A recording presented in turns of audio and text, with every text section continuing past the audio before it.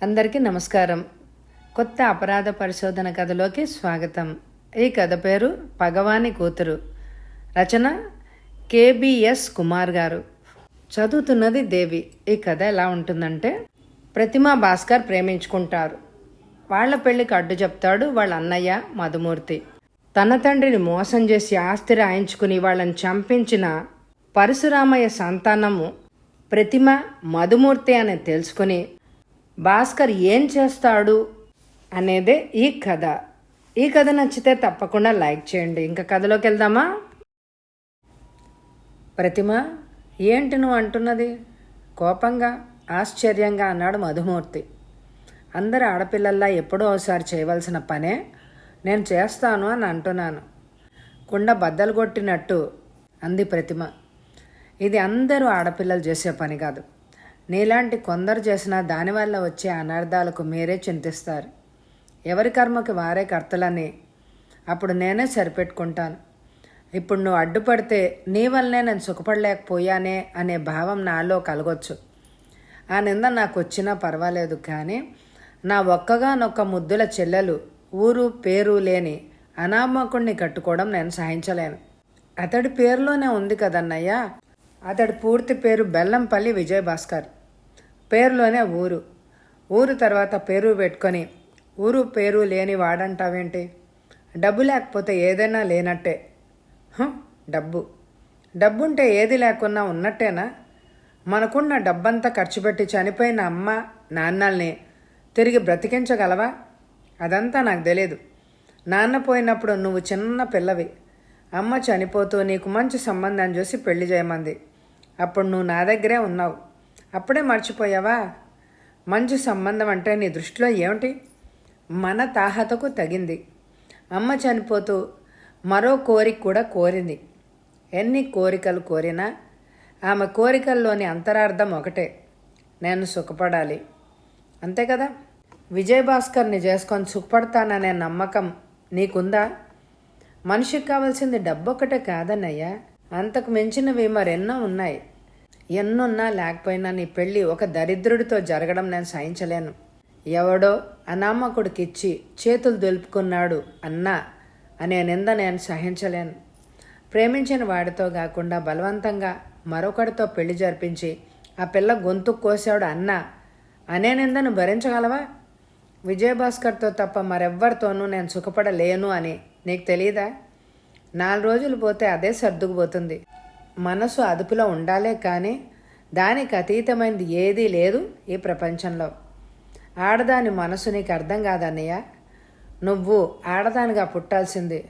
నాకే నీతులు చెప్పేదాన్ని అయ్యావన్నమాట కోపంగా అన్నాడు మధుమూర్తి. నేనింకా చిన్నపిల్లలన్నీ అనుకుంటున్నావా అన్నయ్య? నా గురించి స్వయంగా ఆలోచించగల వయసు నాకు వచ్చేసింది. చదువు సంస్కారం ఏ జీవితంలో మాధుర్యం ఉంటుందో తెలియజేస్తోంది. అసలు నిన్ను చదివించడం నాదే తప్పు. వంశ ప్రతిష్ట మంట కలిపే పని చేస్తావు అని అనుకోలేదు. చిచి, చెప్పులు దొడుక్కొని బయటికి వెళ్ళిపోయాడు మధుమూర్తి. శిలా ప్రతిమలాగా నిల్చుండిపోయింది ప్రతిమ. ఎందుకు అన్నయ్య ఇలా మారిపోయాడు? తన సుఖం కోసం ప్రాకులాడుతున్నాడే కానీ అది విజయభాస్కర్ జీవిత భాగస్వామిగా ఉన్నప్పుడే సాధ్యపడుతుందని అన్నయ్యకి మాత్రం తెలీదా? చిన్నప్పటి నుంచి అన్నయ్యకి తనంటే ఎంతో ప్రేమ. ఏది అడిగినా క్షణాల్లో కళ్ళెదుట తెప్పించేవాడు. అలాంటిది జీవితంలో కావలసిన అతి ముఖ్యమైన విషయంలోనే ఎందుకు ఇలా ప్రవర్తిస్తున్నాడు? డబ్బు. అవును, డబ్బు. తను లక్షాధికారి బిడ్డ. విజయభాస్కర్ సామాన్యుడు. అయినంత మాత్రాన తన భర్త కావడానికి అతనికి అర్హత లేదా? అతడికి ఏ లాటరీలోనో గుర్రపు పందాల్లోనో ఏ 5-6 లక్షలో వస్తే సంతోషంగా కాళ్ళు గడిగి కన్యాదానం చేస్తాడా? అలాంటప్పుడు మనిషికి విలువే ఉంది. ఏది శాశ్వతం? డబ్బు లేక సహృదయమా? ఈ మాత్రం తెలుసుకోలేని మనిషిని ఏమనాలి? భాస్కర్కి అంతస్తు లేకపోవచ్చు, కానీ తననే నమ్ముకొని ఓ ఆడదాని జీవితాన్ని నాశనం చెయ్యాలి అనే దురుద్దేశం అతడికి లేదు. అతడు తనని సుఖపెట్టలేడు అన్న అనుమానం తనకీ లేదు. భాస్కర్లో పట్టుదలుంది. పట్టభద్రుడైన తను ఏనాటికైనా ఒక ఉద్యోగాన్ని పొందగలడు అనే నమ్మకం కూడా ఉంది. కానీ అలా కాని పక్షంలో కూలో నాలో చేసైనా సరే కట్టుకున్న దాన్ని పోషించగలడు అన్న తెగువతనం కూడా ఉంది. కానీ అన్నయ్యని ఎలా ఒప్పించాలి? ఆయన మనసును ఒప్పించకుండా భాస్కర్తో తన పెళ్లి జరిగే మార్గం ఏంటి? తన జీవితం ముళ్ళబాట కాకుండా కాపాడాలి అంటే తను ఏం చేయాలి? అన్నయ్యతో చెప్పకుండా భాస్కర్ని రిజిస్టర్ మ్యారేజ్ చేసేసుకుంటే అమ్మో ఇంకేమైనా ఉందా? ఆ తర్వాత కలిగే పరిణామం ఏమవుతుంది? మెద్దెత్తున ఎగురుతాడు అన్నయ్య. ఆస్తిలో చిల్లి గవ్వ ఇవ్వనంటాడు. అసలు నువ్వు నా చెల్లెలవే కాదు పొమ్మంటాడు. ఎన్నో అనుమానాలు, మరెన్నో ప్రశ్నలతో కాసేపు తృప్తిని మరి కాసేపు అసంతృప్తిని పొందుతున్న ప్రతిమకి ఆ రాత్రి శివరాత్రే అయింది. ఒక వ్యక్తిని నువ్వు మర్చిపోవాలి, ఎన్ని లక్షలు పుచ్చుకుంటావు? తాపీగా అడిగాడతను. ఎవరు మీరు? నేనెవరినో మర్చిపోతే మీరెందుకు నాకు లక్షలు ఇవ్వాలి? ఆశ్చర్యంగా ప్రశ్నించాడు భాస్కర్. ప్రతిమ నా చెల్లెలు. ఆశ్చర్యం నుండి తేడుకోవడానికి భాస్కర్కి 2 నిమిషాలు పట్టింది. ఆ తర్వాత అతని హృదయంలో బాధ ప్రవేశించింది. ఆశ్చర్యం పాలద్రోలింది. మీ పేరు మధుమూర్తని ప్రతిమ అప్పుడప్పుడు నాతో చెప్తూ ఉండేది.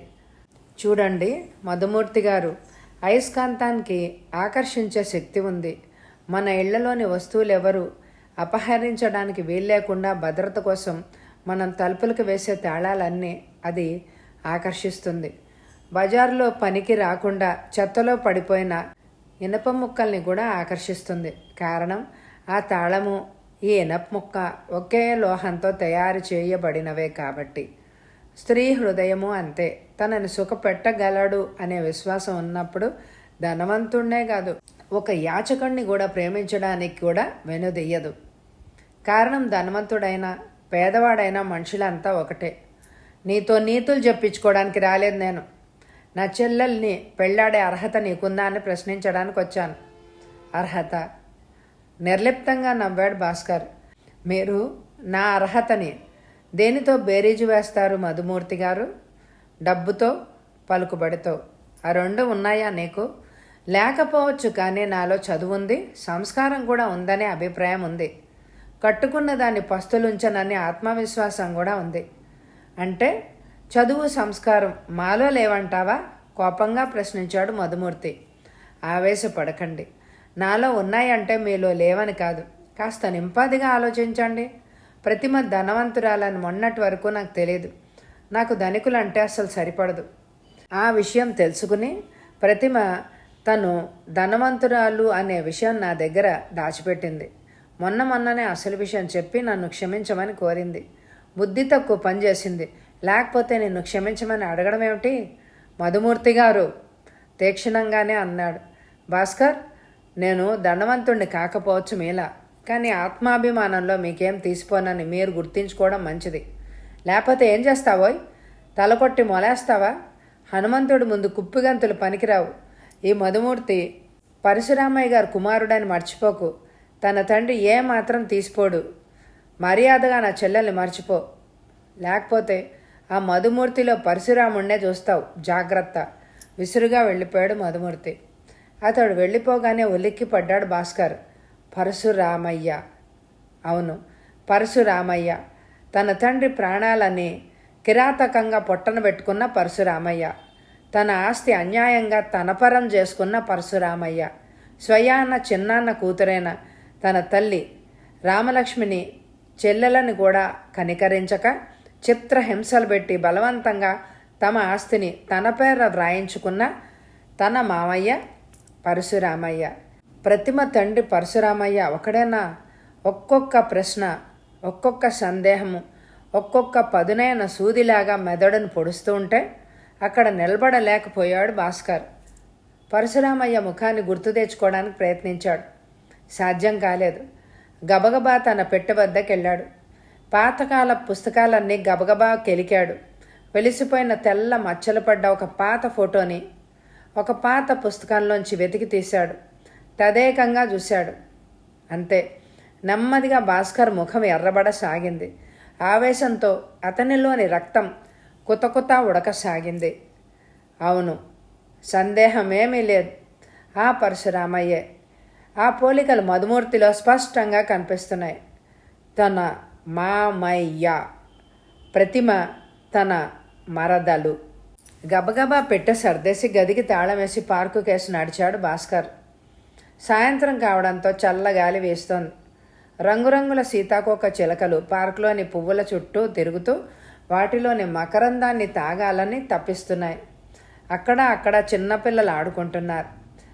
ఆడ మగ జంటలు జంటలుగా సరదాగా కబుర్లు చెప్పుకుంటూ పార్కులో నెమ్మదిగా తిరుగుతున్నారు. ఒక్కసారి పార్క్ అంతా కలిగి చూశాడు భాస్కర్. అంతటి ప్రశాంత వాతావరణం కూడా అతని హృదయంలోకి ప్రశాంతతని చొప్పించలేకపోయింది. భాస్కర్ మస్తిష్కం గతాన్ని నెమ్మర వేసుకోసాగింది. భాస్కర్ తండ్రి శేషగిరిరావు లక్షాధికారి. ఆ దంపతులకి భాస్కర్ ఒక్కడే సంతానం. శేషగిరిరావు భార్య దుర్గమ్మకి అన్నవరస అవుతాడు పరశురామయ్య. అంటే ఆమె పెదనాన్న కుమారుడు. పరశురామయ్య, అతడి భార్య, కొడుకు మధు ముగ్గురు శేషగిరిరావు ఇంట్లోనే ఉండేవారు. శేషగిరిరావుకు పరశురామయ్యపై నమ్మకం ఉండేది. దానికి తోడు అతడు కడు నిరుపేద కావడంతో ఆ కుటుంబాన్ని కూడా తన వద్దే ఉంచుకొని పోషిస్తూ ఉండేవాడు. శేషగిరిరావుకు ఒక ఫ్యాక్టరీ ఉండేది. దాని బాగోగులు చూడ్డానికి పరశురామయ్యని నియోగించాడు. ఎటు నమ్మకంగా ఉంటూనే అటు ఫ్యాక్టరీలో తప్పుడు లెక్కలు రాసి డబ్బు చేసుకునేవాడు పరశురామయ్య. అప్పుడే పరశురామయ్యకి ప్రతిమ పుట్టింది. 4 ఏళ్లు గడిచాయి అలాగే. అంతటితో ఆగక జానపద సినిమాల్లో దుష్ట మంత్రిలాగా ఫ్యాక్టరీలోని కొందరు బాధ్యత గల ఉద్యోగులకి బాగా డబ్బు ఆశ చూపి వాళ్ళని తన వైపు తిప్పుకున్నాడు. నెమ్మదిగా శేషగిరిరావుని క్లబ్బుకి పరిచయం చేసేశాడు. తాగుడు, వ్యభిచారం అలవాటు చేశాడు. ఆ నరకానికి అలవాటు పడి అదే స్వర్గమని భావిస్తున్న శేషగిరిరావు మధువుని, మగువని తప్ప అన్నీ మర్చిపోయాడు. ఆ రోజు బాగా తాగించి తెలివిగా ఫ్యాక్టరీ తాలూకు డాక్యుమెంట్స్పై సంతకాలు తీసుకుని ఫ్యాక్టరీకి అధిపతి అయ్యాడు పరశురామయ్య. భర్త ఇంటిని మర్చిపోవడం, అన్న ఫ్యాక్టరీపై అధికారం చలాయిస్తూ ఉండడం, ఫ్యాక్టరీ ఉద్యోగులు కూడా పరశురామయ్యకు తొత్తుల్లాగా తలవంచడం, ఇవన్నీ దుర్గమ్మలో అనుమానాన్ని రేకెత్తించాయి. ఆ అనుమానాన్ని భర్తను అడిగి తీర్చుకుందామని అనుకుంటుండగానే శేషగిరిరావు మరణించారు. కారు డ్రైవ్ చేస్తూ చెట్టు గుద్దుకొని. బ్రేకులు ఫెయిల్ కావడమే కారణమని కొందరు, తాగిన మైకంలో సరిగ్గా డ్రైవ్ చేయలేకపోయాడని మరికొందరు అనుకున్నారు. కళ్ళబొల్లి ఏడుపులు ఏడ్చి దుర్గమ్మ వద్ద నమ్మకం కలిగించాడని చూశాడు పరశురామయ్య. కానీ దుర్గమ్మ అతన్ని నమ్మలేకపోయింది. శేషగిరిరావు మామ దుర్గమ్మ పేరుతో వాళ్ళ ప్రస్తుతం ఉంటున్న తన భవనాన్ని ఆమె పేరున రిజిస్టర్ చేయించారు. ఆమె ఒక్కతే కూతురు కావడంతో, అతను లక్షాధికారి కావడంతో దాదాపు 10 లక్షలు ఖరీదు చేసే ఎస్టేట్ని ఆమె ప్రేర వ్రాయించాడు. వాటిని కూడా కాజేయడానికి గోతికాడ నక్కలాగా కాచు కూర్చున్నాడు పరశురామయ్య. ఓ రోజు తన అసలు రూపాన్ని దుర్గమ్మకి చూపాడు. ఆస్తి మొత్తం తన పేర రాయకపోతే దుర్గమ్మ కొడుకు 10 ఏళ్ల భాస్కర్ని చిత్రవద చేస్తాను అని బెదిరించాడు. దుర్గమ్మ ఏడ్చింది. పరశురామయ్యని దుమ్మెత్తి పోసింది. అతన్ని కొట్టబోయింది. కానీ పరశురామయ్య ఆమెకు అలాంటి అవకాశం ఇవ్వలేదు. 4-5 గూండాల సహాయంతో ఆమెను అదుపులోకి తీసుకుని స్తంభానికి కట్టించి కొరడా తెగేలాగా కొట్టాడు. ఆ బాధలు తట్టుకోలేక దుర్గమ్మ సంతకం చేయడం, 5 నిమిషాల్లోగా పరశురామయ్య రివాల్వర్కి బలి కావడం యాంత్రికంగానే జరిగిపోయింది. ఈ ఘోరాన్ని కళ్ళారా చూసిన శేషగిరిరావు నౌకరు సప్తగిరి పిచ్చి పట్టిన వాడిలాగా బయటికి పరిగెత్తాడు. అప్పుడే బయట నుంచి ఇంటికొస్తున్న భాస్కర్ని తీసుకుని ఇంటికి పోలేదు అతను. ఏదో ఊరు వెళ్ళే బస్సు ఎక్కేశాడు. ఆ తర్వాత భాస్కర్ని అతనే పెంచాడు ఎలాగో అలా. స్వతహాగా చురుకైనవాడు కావడంతో భాస్కర్ పూర్తిగా సప్తగిరిపై ఆధారపడకుండా స్కాలర్షిప్పులతో BAలో ప్రవేశించాడు.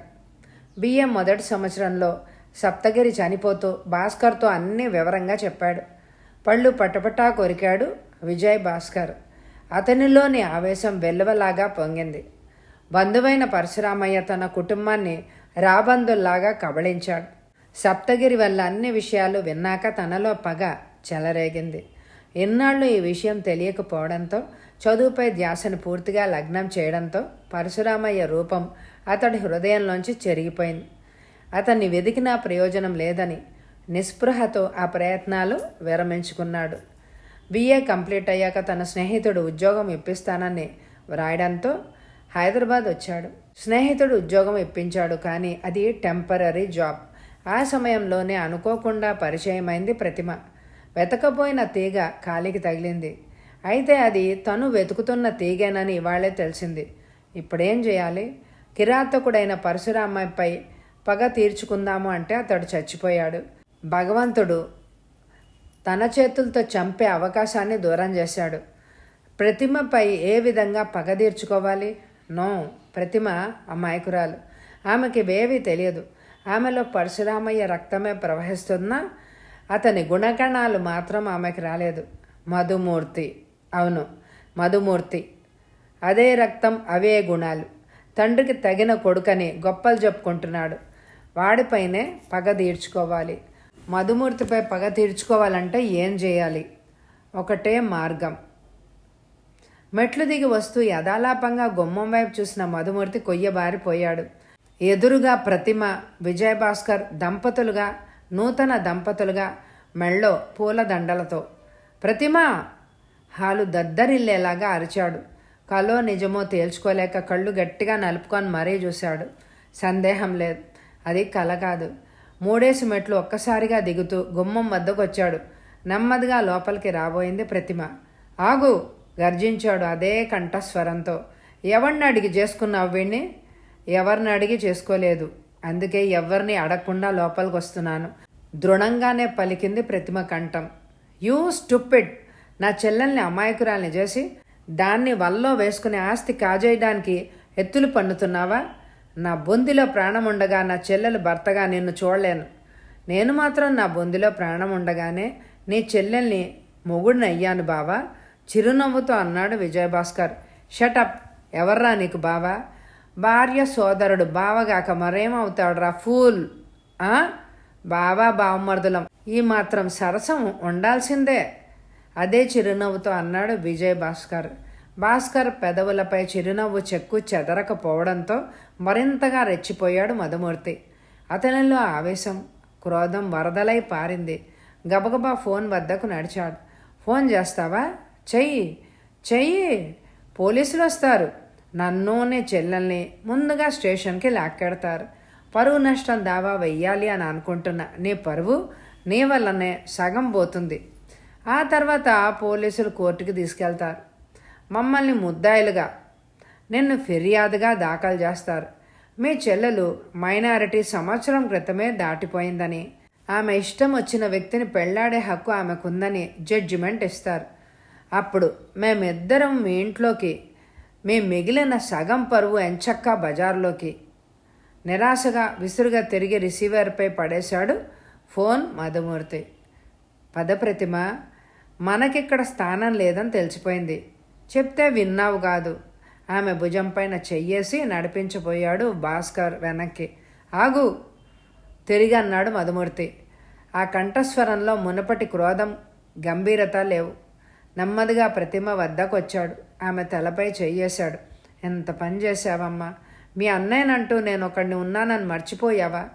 ఎన్నాళ్ళు పెంచి పెద్ద చేసి చదివించిన మీ అన్నయ్య, నీ పెళ్ళప్పుడు నీకు అసలు గుర్తురాలేదా అమ్మా? నా అన్నయ్య నా హృదయంలో ఉన్నాడన్నయ్య, ఎప్పటికీ కూడా ఉంటాడు. కానీ నాలోనే అన్నయ్య డబ్బు మనిషి కాడు. వాడిలో స్వార్థం లేదు, ధనగర్వం లేదు. మరేమున్నాయో తెలుసా? 2 ప్రేమికుల్ని భగ్న ప్రేమికులుగా చేయకూడదనే తత్వం, చెల్లెలి జీవితం బాగుపడాలి అనే ఆరాటం.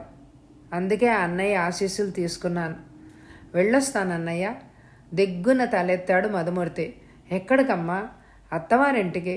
ఏదమ్మా నీ అత్తారిల్లు? ఏదేంటి? వారు ఏ ఇంట్లో ఉంటే అదే నాకు అత్తగారిల్లు. వారు అడవిలో ఉంటే అడవే నా అత్తారిల్లు. అవునా అమ్మా? అదే నీ అత్తారిల్లు. నువ్వు వెళ్ళగలవు. నీ అన్నయ్యను వదిలి అడవికైనా వెళ్ళగలవు. కానీ నేను నిన్ను వదిలి ఉండలేనమ్మా. నాన్న పోయాడు, అమ్మ కూడా పోయింది. మిగిలింది నువ్వు. నువ్వు బ్రతికుండగానే దూరం అవుతాను అని అంటున్నావు. ఇక నేను ఎవరి కోసం బ్రతకాలమ్మా? ఆస్తి కోసం చటుక్కున అన్నాడు విజయభాస్కర్. అతడికేసి కోపంగా చూశాడు మధుమూర్తి. వారినెందుకన్నయ్యా అంత గుర్రుగా చూస్తావు? ఎవరి కోసం బ్రతకాలమ్మా అంటూ నా పట్ల నీకు గల ప్రేమను వ్యక్తం చేసుకుంటున్నావు. నాపై అంత ప్రేమ గలవాడి వారితో నా పెళ్ళికి ఎందుకు అంగీకరించలేదు? ఒప్పుకొని ఉంటే నిన్ను కాదని రిజిస్టర్ ఆఫీస్లో నా పెళ్లి జరిగేదా? అప్పుడు నీ కళ్ళకి నన్ను చూడకుండా అడ్డుపడ్డవి ఈ ఆస్తి, ఈ ఐశ్వర్యం, అంతస్తే. కదా. ఏది ఏమైనా నేను మాత్రం నిన్ను వదిలి ఉండలేనమ్మా. మీ ఆయనతో చెప్పి ఇద్దరు ఇక్కడే ఉండేలాగా ఒప్పించు. ఆయనతో అన్న పదం నొక్కి పలుకుతూ అన్నాడు మధుమూర్తి. ఓహోయ్, నేను ఇక్కడ ఉండనోయ్, చెల్లెలతో రికమెండేషన్ చేస్తున్నావా అన్నాడు గట్టిగా భాస్కర్. ఓహో, తమరిక్కడే ఉన్నారు కదూ, మర్చిపోయాను. మరి విన్నారుగా నా కోరిక. దాని పెళ్లి కళ్ళారా చూడలేకపోయాను. కనీసం దాన్నైనా కళ్ళారా చూసుకునే భాగ్యం కలిగించు నాయనా. తనలో అక్కసునంతా ఆ మాటల్లో చూపెడుతున్నాడు మధుమూర్తి. ఈ ఇంటికి అల్లున్నాయి, గంట కూడా కాలేదు. పావు గంట నుంచి గుమ్మం వద్ద నిలబెట్టి మాట్లాడుతున్నావు. లోపలికి రమ్మనడం మాట అటుంచి మర్చిపోయానంటున్నావా? ఇంటి అల్లుడయ్యాక ఇలా ఉంది మర్యాద. ఇహ ఇల్లరికపోయి అల్లుడంటే ఎలా ఉంటుందో. మర్యాదలకేం లోటుండదులే, మరింత అక్కసుగా అన్నాడు మధుమూర్తి. అలా అయితే ఇంకే, ఇల్లరికప్టు అల్లుడుగా ఉండడానికి నాకేమీ అభ్యంతరం లేదు అన్నాడు విజయభాస్కర్. అతడు కావాల్సింది కూడా అదే మరి. గుండెల్లో నిప్పు కణాలు దూరినంతగా ఫీల్ అవుతున్నాడు మధుమూర్తి. భాస్కర్ ఆ ఇంటికి అల్లుడుగా రావడాన్ని భరించలేకపోతున్నాడు అతను. కాలుగాలిన పిల్లిలాగా కాసేపు, నిప్పు తొక్కిన కోతిలాగా కాసేపు తన గదిలో తిరుగుతున్నాడు. చిందులు తొక్కుతున్నాడు. ఏం చెయ్యాలి, ఎలా పగ తీర్చుకోవాలి, అదే ఆలోచన అతనిలో. భాస్కర్ తన ఇంట్లో కాపురం పెట్టి అప్పుడే నెలైంది. ఈ నెల రోజులు తన శత్రువు తన కళ్ళెదుటే తిరుగుతున్నా ఏమీ చేతగాని వాడయ్యాడు తను. తన చేతి కింద 4 గుండాలున్నారు. తను కన్ను సైగ చేస్తే చాలు భాస్కర్ ఎముకల్ని నలుగు పిండి కింద మార్చేస్తారు. కానీ అందువల్ల తను సంతోషపడినా తర్వాత బాధపడాల్సి వస్తుంది. తన చెల్లెలు కన్నీరు చూడలేడు తను. అయితే ఏం చేయాలి? తనని చూసినప్పుడల్లా హేళనగా మాట్లాడుతూ ప్రతి మాటలోనూ వ్యంగ్యాన్ని వ్యక్తపరుస్తూ కవ్విస్తున్న భాస్కర్ని చూస్తూ ఊరుకోవాల్సిందేనా? అవన్నీ సహించవలసిందేనా? ఆలోచిస్తున్న మధుమూర్తి నౌకరు ఒక పొడవాటి కవర్ తేవడంతో వాస్తవంలోకి వచ్చి పడ్డాడు. కవరు తన పేరిట పోస్ట్లో వచ్చింది. చించి లోపలి కాగితాన్ని మడతలు విప్పాడు. డిఆర్ మధుమూర్తి, నేనెవరో నీకు తెలియదు, కానీ నాకు మాత్రం నువ్వే కాదు, నీ కుటుంబ చరిత్ర పూర్తిగా తెలుసు. అదంతా చనిపోయేటప్పుడు మీ నాన్న నీతో చెప్పే ఉంటాడు. ఆ వివరాలన్నీ గుర్తు చేసే వ్యవధి నాకు లేదు. ఊరికి 10 మైళ్ళ దూరంలో ఉన్న పాడుబడ్డ గుడి దగ్గరికి 1,00,000 రూపాయల రొక్కంతో ఒంటరిగా వస్తే ప్రస్తుతానికి అవన్నీ మర్చిపోతాను. లేకపోతే నీ చెల్లెలు, కొత్త బావమరిది మాయమైపోతారు. రేపు రాత్రి సరిగ్గా 11 గంటలకి అక్కడికి వస్తావు కదూ అనామకుడు. ఒక్కసారి జల్లుమంది మధుమూర్తి గుండె. ఎవరి అనామకుడు? తన తండ్రి తనకి తెలియని విషయాలు చివరి దశలో చెప్పినట్టు వీడికి ఎలా తెలుసు? ఇన్నేళ్ల తర్వాత ఎక్కడి నుంచి పుట్టుకొచ్చాడు వీడు? ఇలా వీడికి ఎన్ని లక్షలు ఇవ్వాలి? ఏమీ ఇవ్వకుండా వీడు నోరు ఎలా మోయించాలి? ఏదో నిశ్చయంతో గది బయటకు వచ్చాడు మధుమూర్తి. అప్పుడే భాస్కర్ విశ్వస బయటికి వెళ్ళడం చూశాడు. అతని ధ్యాస తాత్కాలికంగా చెల్లెలపైకే మళ్ళింది. ఒకసారి మేడకేసి చూసి మెట్ల వైపు నడిచాడు. నాకు ఆస్తి చాలా ఉంది, ఒక్కతే చెల్లెలు, దానికి ఈ మధ్య పెళ్ళైంది. నా బావమరిదంటే నాకు సరిపోదు. అలాగని చెల్లెల్ని చూడకుండా నేను ఉండలేను. వాణ్ణి అల్లుడిగా అనుక్షణం చూస్తూ ఉండలేను. మానసిక విశ్రాంతి కరువైంది జలంధర్ గారు.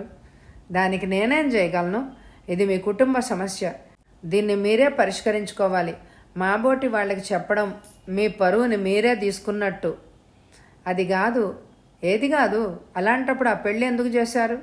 ఇష్టం లేకపోతే పెళ్ళయిందే అనుకోండి, ఎంతో కొంత అమ్మాయి పేరిట వ్రాసి వాళ్ళ మానాన్న వాళ్ళని బ్రతకమంటారు కదా. బాధగా నుదురు కొట్టుకున్నాడు మధుమూర్తి. అంతా నాకు తెలియకుండా జరిగిపోయింది జలంధర్జీ. ప్రతిమ మేజర్ అయింది. నాకు తెలియకుండా వాణ్ణి, ఆ అనామకుడిని రిజిస్టర్ మ్యారేజ్ చేసుకుంది అని ఉలిక్కిపడ్డాడు మధుమూర్తి. అనామకుడు? కొంపదీసి ఆ పేరుతో తనకి ఉత్తరం రాసినవాడు భాస్కర్ కాదు కదా? మీరేదో ఆలోచిస్తున్నట్టున్నారు. అతడికేసి సూటిగా చూస్తూ అన్నాడు జలంధర్. అబ్బే ఏం లేదు. వాళ్ళని బయటికి పంపితే నా చెల్లెల్ని చూడకుండా నేను ఉండలేను. ఎన్నాళ్ళని పెళ్లిగాని చెల్లెల్ని ఇంట్లో పెట్టుకోగలరని అడుగుతారేమో. నా ఉద్దేశం దానికి తగిన వరుణ్ణి చూసి వివాహం చేసి ఇద్దరిని నా వద్దే ఉంచుకోవాలి అని అనుకున్నాను. ఇల్లరిక ఉండడానికి మీరు మెచ్చిన వరుడు సిద్ధమవ్వద్దు? అలా అంగీకరించిన వాడినే ఎన్నిక చెయ్యాలి అని అనుకున్నాను. అంతలోనే ఇలా జరిగిపోయింది. దాన్ని చూసుకుంటూ ఉండాలన్న కోరిక తీరిందే కానీ దాని మొగుణ్ణి బావమరిదిగా అంగీకరించలేకపోతున్నాను. ఇంతకీ మీ విషయంలో నేను ఎలాంటి సహాయం చేయాలో చెప్పండి. అసలే మనశ్శాంతి కరువై నేను ఇప్పుడు ఏడుస్తూ ఉంటే మరింత అశాంతిని జోడిస్తూ ఎవడో ఉత్తరం రాశాడు చూడండి. ఉత్తరం తీసి బల్ల మీద పెట్టాడు మధుమూర్తి. చదివాడు జలంధర్. ప్రశ్నార్థకంగా మధుమూర్తి వైపు చూశాడు. 1,00,000 రూపాయలు అంటే మాటలా? ఇలా వీడికి ఎన్ని లకారాలు సమర్పించాలి? అసలు ఎందుకు ఇవ్వాలి? ఎదురు ప్రశ్న వేశాడు జలంధర్. చూడండి మధుమూర్తి గారు, మీ కుటుంబ సమస్యను గురించి నాతో మాట్లాడడానికి మీరే వచ్చారు అంటే నా సహాయంతో అవసరం వచ్చింది అన్నమాట. అలాంటప్పుడు కథ శాంతంగా చెప్పందే నేను మీకెట్టి పరిస్థితుల్లోనూ ఎలాంటి హెల్ప్ చేయలేనని చెప్పడానికి విచారిస్తున్నాను. కాస్త చిరాగ్గా అన్నాడు జలంధర్. మీరు నన్నే అనుమానిస్తున్నారు. మరింత బాధగా అన్నాడు మధుమూర్తి. మరి లేకపోతే ఏమిటి? మీలో ఏ బలహీనత లేందే ఏ అనామకుడు 1,00,000 రూపాయలు తెమ్మని కోరడు. మీరు ఏ బలహీనతకి లొంగందే 1,00,000 రూపాయలు ఎలా ఇవ్వాలా అని ఆలోచించారు.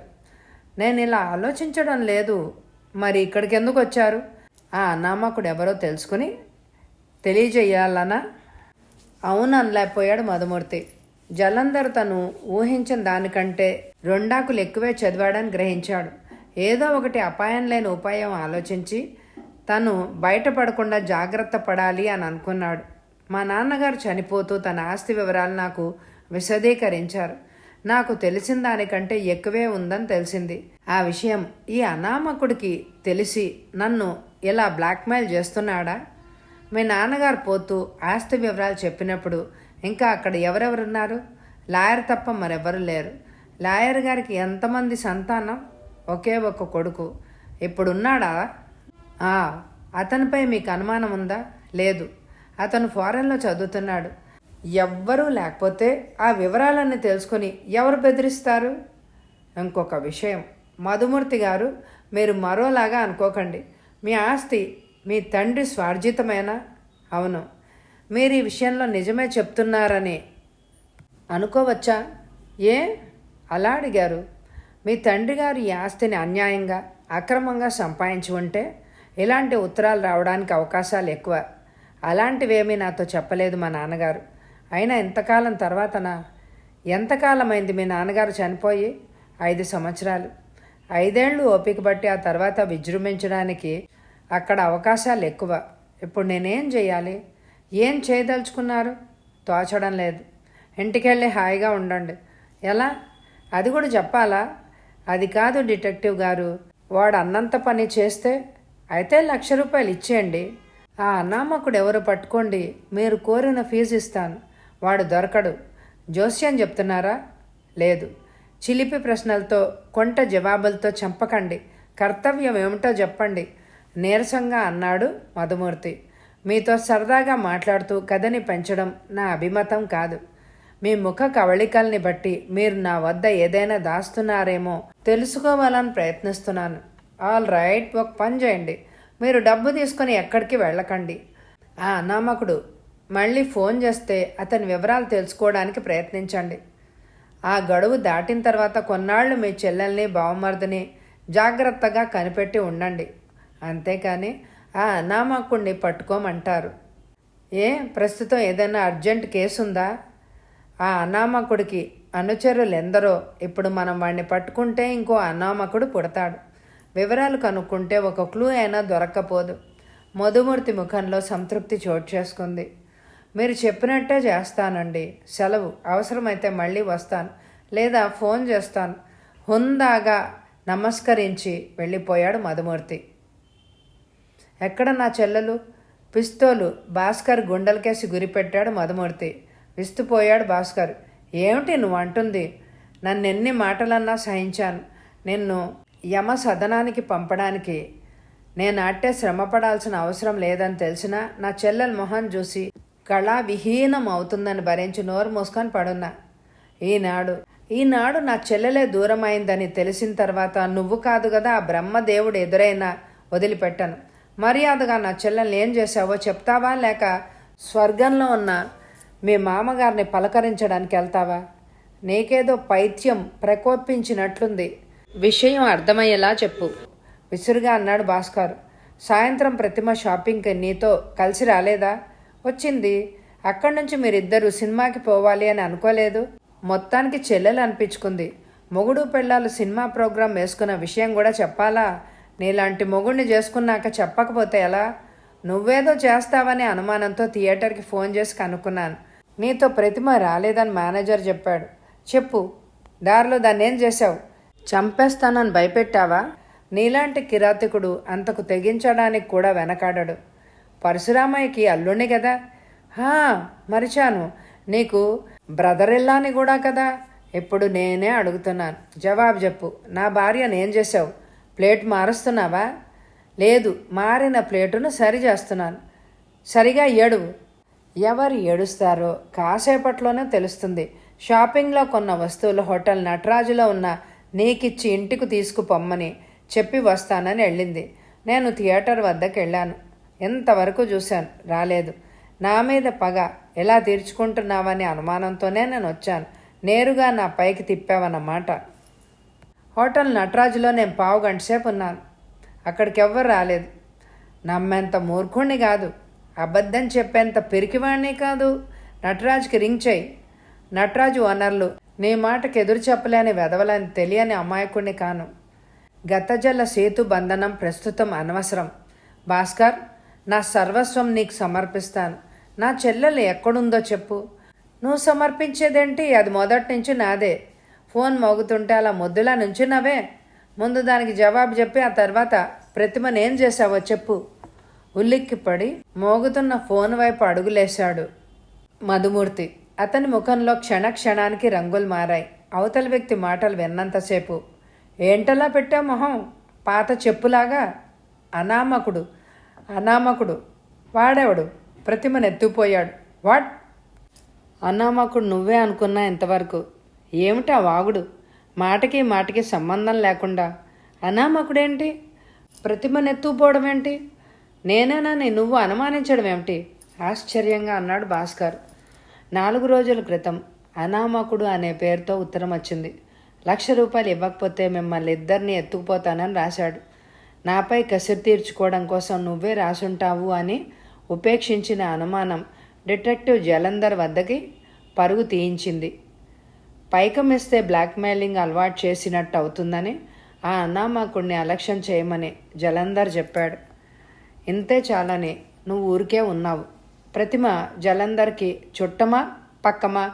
క్లయింట్లని ఈ కేసు చేపట్టినా నీ నుండి ఫీజు వసూలు చేయడానికి తిరిగే సమయంలో 3 కేసులైనా పరిశోధించవచ్చని వాళ్ళకి అనుమానం వచ్చి ఉంటుంది. నువ్వొక పిసినిగొట్టువని ఆయనకు కూడా తెలిసిపోయిందన్నమాట. మిమ్మల్ని ఇద్దరిని జాగ్రత్తగా కనిపెట్టుకుని ఉండమని, ఏదైనా జరిగితే తనకి కబురు చేయమని చెప్పాడు. ఇంతకీ ఆ అనామకుడు ఇప్పుడెక్కడున్నాడు? అన్న మాట ప్రకారం నేను 1,00,000 ఇవ్వలేదని, 3 రోజులు వరుసగా ఎదురు చూశానని, చెల్లెల కన్నా ఎక్కువ అనుకున్న 1,00,000ని నువ్వే ఉంచుకొని లక్షణంగా ఉండమని. ప్రతిమని ఏం చేశాడో చెప్పు విసురుగా ఆత్రంగా అడిగాడు భాస్కర్. ఎత్తుకుపోయాడు. ఈ రాత్రి 2,00,000 ఇవ్వాలట. ఎక్కడికి? 10 మైళ్ళ దూరంలో ఉన్న పాడుబడ్డ గుడి దగ్గర. పైకమిస్తే లక్షణంగా ప్రతిమను అప్పగిస్తానని అంటున్నాడు. లేకపోతే ప్రతిమ శవాన్ని పార్సిల్ చేస్తా అంటున్నాడు. మరేమనుకున్నావు భాస్కర్? నాలో కఠినత్వం ఉండొచ్చు, ధనకాంక్ష ఉండొచ్చు, కానీ డబ్బు కోసం చెల్లెల్ని మృత్యు ముఖంలోకి పంపేంత నీచుణ్ణి కాదు, రుద్ద కంఠంతో అన్నాడు మధుమూర్తి. మరి 2,00,000 సర్దుకో. నేనెక్కడికి వెళ్తాను? నువ్వు జలంధర్ని తీసుకుని అక్కడికి వచ్చాయి. ఆత్రంగా ఐరన్ సేఫ్ ఉన్న గదిలోకి నడిచాడు మధుమూర్తి. నీలాంటి మూర్ఖులు అతి తెలివిని ఉపయోగించి నాలాంటి వాళ్ళకి లాభం చేకూరుస్తారు నవ్వుతూ అన్నాడతను. సూట్ కేసు తెచ్చాను క్లుప్తంగా అన్నాడు మధుమూర్తి. అందులో డబ్బుందా? మా ప్రతిమ ఎక్కడా? సూట్ కేసులో 2,00,000 భద్రంగా ఉంటే నీ చెల్లెలు కూడా భద్రంగా ఉంటుంది. అయితే ఇదిగో డబ్బు. నా ప్రతిమను అప్పగించి డబ్బు తీసుకో. బ్లాక్ మెయిలర్ అయినా నీలాగా మీ నాన్నలాగా గుండెలు తీసిన బంటు మాత్రం కానులే వ్యంగ్యంగా అన్నాడు అతను. నువ్వెవరు? చెప్పడం అని తెలిసిన అడిగాడు మధుమూర్తి. కనపడ్డల్లా ముసుగు మనిషిని. అది తెలుసు. నా వివరాలు నీకెలా తెలిసాయా అని. నీ చరిత్ర అంతా తెలుసు నాకు. అందుకే ఎవరు నువ్వు అని అడుగుతున్నాను. అది నువ్వు తెలుసుకోవాల్సిన అవసరం లేదు. ఇప్పుడు నేను పోలీసులకు పట్టిస్తే నీకు అసలు దిక్కెవరు? నీ చెల్లెలు. వాట్? పోలీసుల్ని చూసిన మరుక్షణం ప్రతిమ ప్రాణవాయువులు అనంత వాయువుల్లో కలిసిపోతాయి. తను వేసిన ప్రశ్నకు తనను తనే నిందించుకున్నాడు మధుమూర్తి. లేకపోతే ప్రతిమ తన అధీనం కాకముందే అలాంటి ప్రశ్నలు వేయడం అవివేకం కదూ. ప్రతిమను చూడాలి, పద. ఆ వాతావరణం చూడ్డానికే అసహ్యంగా ఉంది. చెత్త చెదారం, బూజుపట్టిన గోడలు, శూన్య ప్రదేశాన్ని అక్కడక్కడ ఆక్రమించుకొని ఉన్న సాలెగూళ్ళు, పైకప్పుకు వేలాడుతున్న గబ్బిళాలు, చీకటి, దుర్గంధం. ఆ చీకట్లో చిన్న లాంతర్ వెలుగుతోంది.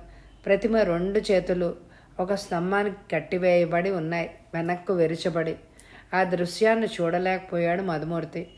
ఎవరు తీసిన గొతులో వాళ్లే పడతారని, ఎవరు చేసిన పాపం వాళ్లనే కట్టి కుదుపుతుందని పెద్దలు అనేవారు.